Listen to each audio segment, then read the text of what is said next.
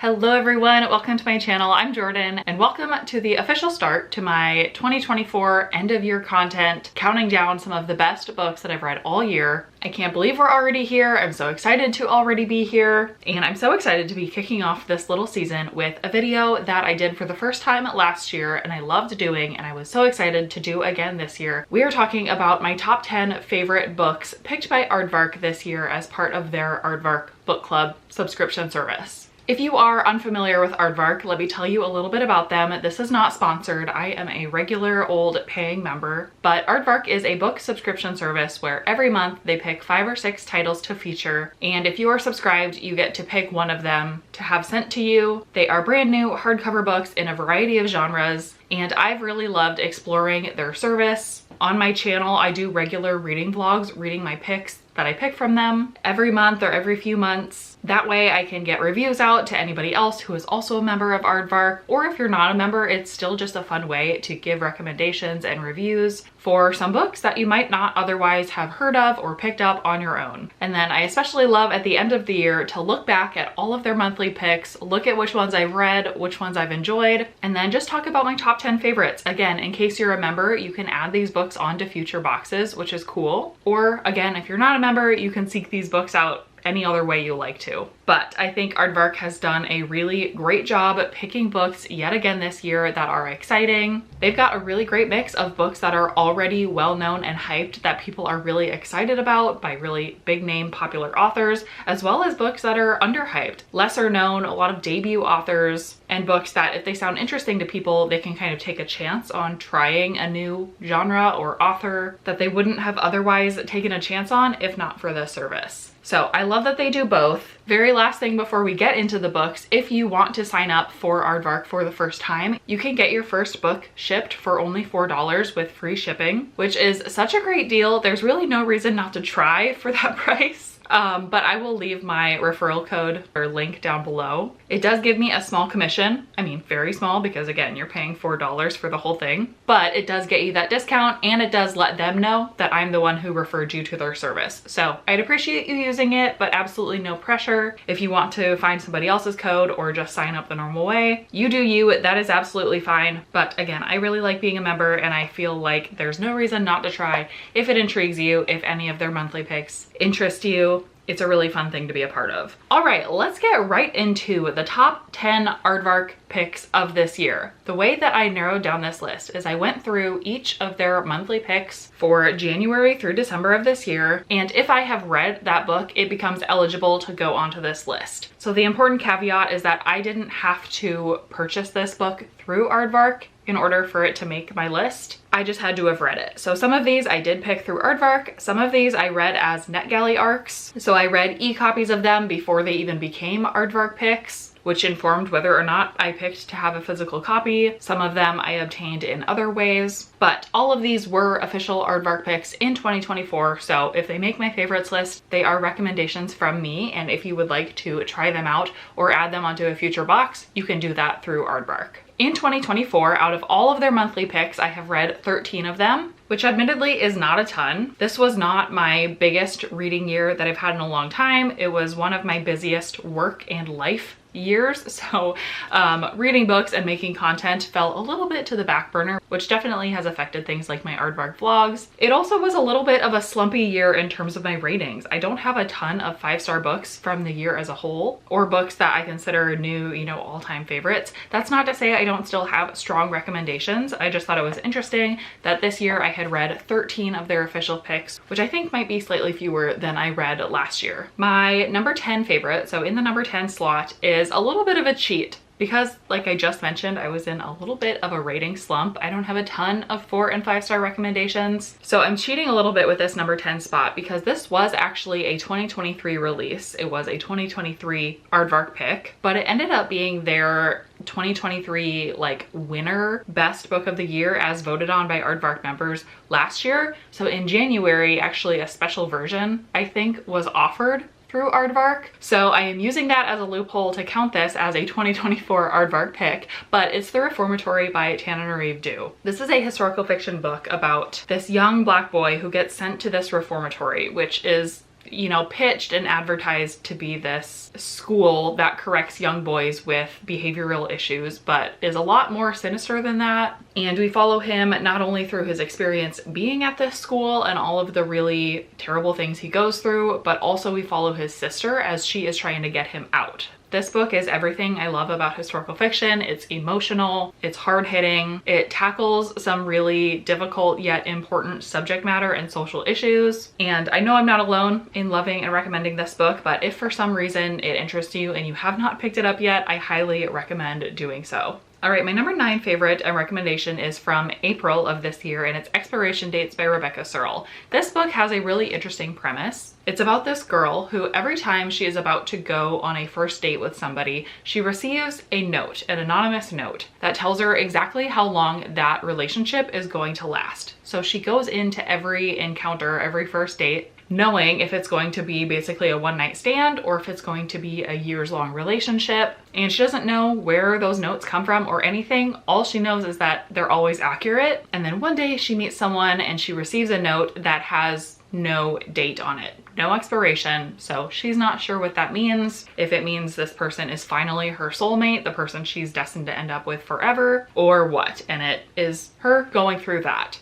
I love an interesting premise in a book. It's something I talk about over and over again. I love when a situation happens to a character that I can look at and ask myself, what would I do in that situation? How do I think that would affect my life? And then seeing that play out with the characters in a book. So that was probably my favorite part about this book. The other thing that this book does is pretty typical for Rebecca Searle, but it does take a turn for the more serious and more emotional. I think that can be a little bit jarring for readers if they're not expecting it, but I do think it can be really impactful and relatable to the people who are looking for that, seeking that out, or have gone through something similar in their own life. So it's hard to talk fully about where this book goes without spoiling that direction, but I will point you to the reading blog where I read this book, as well as my Goodreads review, in case you do want a few more details about where this book goes, in case you want to treat it as a content warning and potentially protect yourself. Those resources are there, but I will leave it at that in case anybody doesn't want those potential spoilers. But that is my number 9. In the number 8 position, I've got Look in the Mirror by Catherine Steadman. This was a mystery thriller that was one of the August picks. And this one is pretty wild. This one took me a little while to really get my bearings in because you're following a few different perspectives. Basically, you're following a few different women who all are involved with this mysterious house. One of the women is a housekeeper for the house and she's experiencing weird things. One of the women is the daughter of the man who owned the house and he gave it to her, left it to her in his will after dying. And so she's going to the house, weird things are happening. And this one is just a twisty ride, which a lot of times in mystery thrillers is all I'm really looking for. I'm looking for something that's just gonna be entertaining, keeps me turning the pages. This definitely did that. If you like thrillers where you're kind of confused for a large portion of it and then finally it clicks and you figure out what's going on and then the action picks up quickly after that, that is exactly the type of book that this is. And the only other thing I will say to intrigue you is if you like games, potentially deadly games, then you might like what happens in this book. All right, in the number 7 position, we've got The Truth According to Ember by Danica Nava. This is a contemporary romance book with 2 Indigenous main characters, which I was so excited to see when I saw this book as one of Aardvark's picks. Definitely representation that is underrepresented in books, especially contemporary romance. And this one is about 2 people who meet in the workplace, and our main character is a self-proclaimed pathological liar or compulsive liar who ends up in this job that she's not really qualified for, but her career kind of takes off from it. And again, she meets this guy in the workplace and they develop a romance. Overall, I did think it was cute and fun and most of what I'm looking for in a contemporary romance. And again, that representation piece I just really appreciate. I think the cover of this book is beautiful. So if that premise sounds intriguing to you, I would recommend this one. Okay, number 6, we've got The Last Murder at the End of the World by Stuart Turton. This is a slightly futuristic kind of dystopian murder mystery book about this mysterious island that contains all of the people who are still alive in the world, meaning Everyone else has died. This is the last little piece of civilization that exists. And throughout this book, not only do we start to understand, why that is, what happened to the rest of humanity, but then also we are solving a murder mystery and also following these characters as the book counts down to the rest of them dying. So the end of humanity, the end of civilization as we know it, is at stake in this book, and it's just a very wild ride. I read this book for the Libronauts book club this year. I actually was a co-host for this book on Elisa's channel. So I will absolutely link that live show where we talk all about this book fully in depth with spoilers and everything. I had such a great time talking about this book because there really is so much to dive into, so much to dissect, so much with the sci-fi elements and kind of dystopian world, so much with the murder mystery and the clues that we get towards solving that mystery. So if you like a nice meaty book for you to just sink your teeth into, really get invested in, and especially if you like to solve that type of murder mystery, I think this is your book. This is one that I think will stick with me for a long time. I will remember for a long time, and I will be excited to recommend to the right type of reader because I do think it's very niche, but a lot of people really, really loved this book if it was, the perfect book for them. In the number 5 position, we've got Lies and Weddings by Kevin Kwan. This might be my favorite book cover from the entire year. Top 3 for sure. I think this is so beautiful. This is a contemporary book that is really just about rich people drama, following this group of characters as they attend various weddings throughout the world. They are all very wealthy and they've got lots of drama going on. This is the author of Crazy Rich Asians. This is not part of that series, but it is very similar to that series. So if you've read that and enjoyed that, I think this will be right up your alley once again. It's not necessarily the type of book that I like to read all the time, but I know what I'm getting into when I enter Kevin Kwan's books. And for what it is, it does a good job of just getting you the tea, letting you peek in at all this drama, and I had fun with it. All right, in the number 4 position, I have a novel love story by Ashley Poston. Ashley Poston is an author who writes contemporary romance books, but that have some sort of little speculative element. Nothing too magical or crazy, but just a little something to make it, interesting and novel. And I know a lot of people really loved her first 2 books. This is her 3rd book, and I've seen pretty mixed reviews about it, but I will say I really liked it. This is about a book lover. This main character absolutely loves books. She has a best friend who absolutely loves books, and together they kind of formed this online book club centered around her and her best friend's all-time favorite book series. And one day this main character is on a road trip to go meet up with all of her virtual online book friends. #relatable. When all of a sudden it starts storming, she gets kind of driven off the road and she ends up in this small town that she realizes is literally the town from her favorite book series. And she recognizes all the buildings, all the places in this town. She recognizes her characters, all of her favorite characters, these fictional characters that she feels like she really knows she gets to meet in real life. And then the book continues when she meets someone who is the only person that she does not recognize from the series. And it develops into a romance. She gets some answers about why this town exists and kind of gets to live out what it would be like to be in her favorite book series, which is just such a fun concept. I think as a book lover and for book lovers, this book is just like fantasy playing out. How much would all of us love to just be inserted into our favorite book series and get to know some of our favorite characters? I think that was so fun and super relatable. If you like small towns, if you like the Gilmore Girls sort of vibe where all the characters know each other and are kind of in each other's business, but ultimately it's just really wholesome, then I think you will really enjoy this. And I enjoyed this just as much as Ashley Poston's other books. Again, I've seen some mixed reviews, so that might not be the most popular opinion, but I think if you go into it with kind of the right expectations, knowing that this is more of a cutesy kind of fan service book lover type of book, then you might have a better chance of enjoying it. This one doesn't get as deep and emotional as Ashley Poston's other 2 books do, in my opinion, but I still had a very fun time with it.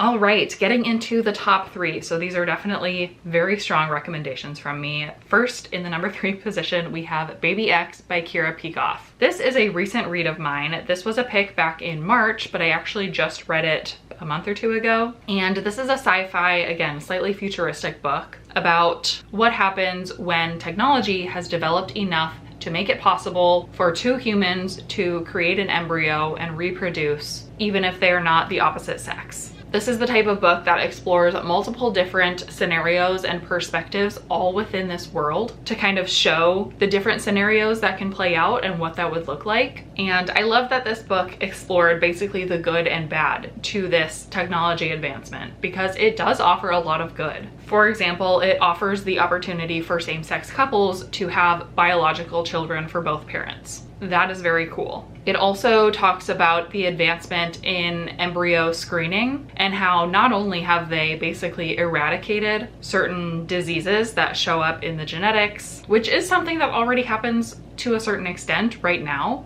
in embryo screening for IVF, but this just takes it to a whole nother level because, like I said, some diseases have been completely eradicated. And even beyond that, people in this world have the ability to screen for certain personality traits and certain physical attributes and characteristics that would make them, you know, more or less apt for certain skills and potentially even like career paths, which is a very slippery slope to imagine. Okay, baby timer went off. So Kato will be joining me for the rest of this video, and you'll probably hear some baby sounds going on. But anyway, like I was saying, slippery slope within this book about what is good and useful and an advancement to society with being able to do advanced screening on embryos. But also, when does it become dangerous? When does it become unethical? And when does it start to introduce some really interesting and scary questions about like what makes a person and free will, and like, am I successful because I worked really hard at this thing, or was I just predetermined, predestined to do this based on my genetics? Really interesting conversations there. And then lastly, this book explores the danger that comes from the ability to do this with somebody's DNA with or without their consent. So this book plays out a scenario where a celebrity has their DNA taken and sold, and somebody is able to have a baby with them without their consent because they have their DNA and they can just do that with this technology. So with all of that said, I thought this book was just really thought-provoking and interesting. Again, my favorite type of book where you can put yourself into that situation and imagine and speculate what you would do or what life would be like in that scenario. I think if you like John Marr's books, specifically The One, that is probably the closest comparison I have to this book and recommendation to make. But again, if any of that premise sounds interesting to you, I think this book is absolutely worth a read, and I'm really glad that I finally read it so many months after I originally picked it. All right, in my number 2 position, another book that is a recent read for me, it is James by Percival Everett. I did not pick this book through Aardvark. I actually don't remember it being a pick or being on my radar at all. At the time it was a pick in April, but recently this book has been getting a lot of hype because it won, I believe, a National Book Award. It was also featured in the Goodreads Choice Awards and a finalist, and got a lot of positive buzz from that, at least that I heard. And it entered onto my radar, and I read it actually for a different video, a different purpose. And I'm so glad that I did, because clearly it's number 2 on this list. I ended up really enjoying it. This is a historical fiction book that is basically a retelling of Huckleberry Finn, or a spin-off of Huckleberry Finn, following Jim, who is a slave in that book, who interacts multiple times with Huck and tells a story from his lens. It's not a complete retelling. It's not the same exact things that happen in Huckleberry Finn or Tom Sawyer. As far as I understand, it's been a very long time since I read or knew anything about those original stories, but this does reference those stories, but it takes it to a whole nother level and explores Jim's life outside of that source material, and it puts a strong emphasis on what Jim's life might have been like being a slave at that time, what he went through, but also just how smart he is, and like the idea of slaves outsmarting white people intentionally in order to save their lives. And Jim multiple times in this book acts dumb or kind of plays into the stereotype that white people put onto him because they make many assumptions about him as a person. But because of this book, we know that it's an act, and it's an act out of, you know, desperation and, again, saving his own life. But there's a little bit of almost cheekiness and humor to it because Jim is in on the joke. He knows what he's doing and he's offering this advice to other people around him. And it was just a really interesting exploration of how he kind of maneuvers around the white people in his life, his slave owner, how he ends up saving himself and Huck's life. And it was just a lot more interesting than I guess I expected. I enjoyed it more than I expected. Being someone who has really no recollection or interest in the source material, I do think it would be even more interesting for somebody who has recently read Tom Sawyer or Huckleberry Finn and or has discussed that at length and then read this book afterwards. I imagine that there are many more ties that I missed that would be interesting to read and discuss. But this book is very much readable even if you haven't read those original books or have no knowledge of the source material or anything, because that was me and I still really enjoyed it. So I absolutely think this book is worth all of the hype that it's receiving. I'm excited to continue reading reviews about it, hearing discussions about it, because there really is a lot there to dig into. But I was, again, just impressed by how readable this book was and how profound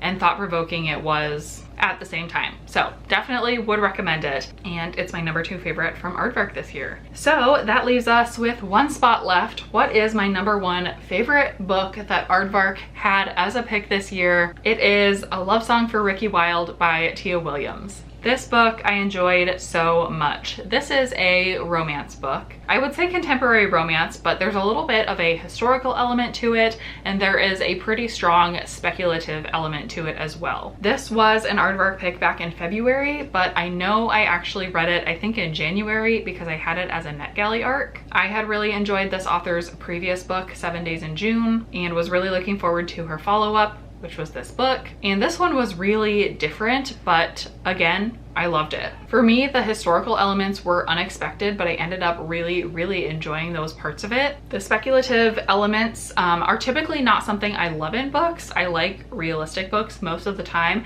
However, one, they did not overpower this story by any means. So if you don't like magic in your books, I think you can still enjoy this one in general. But also they served a purpose because they do have some history involved in them. They come from some truth and some pieces of these Black characters' past, and more generally just Black people in general, and discussions of like witchcraft and magic, and also like ancestral magic type stuff, which I of course am not an expert on. I don't know a lot about, but I can respect that this author is trying to infuse some of those elements into this book. And once again, I feel like this was done in such a readable and entertaining way, but also a very interesting and impactful, deeper way at the same time. Tia Williams is pretty solidified for me as an author that I will pick up whatever she puts out in the future. And I'm so glad that it was an Aardvark pick this year, and I can't wait to recommend it to even more people. But this is my number 1 favorite, my number 1 recommendation. If the premise sounds interesting to you, I highly recommend you pick it up, whether it's adding it onto a future Aardvark box or any other way. Definitely check it out and let me know what you think. So with that, that is my top 10 for Aardvark picks from this year.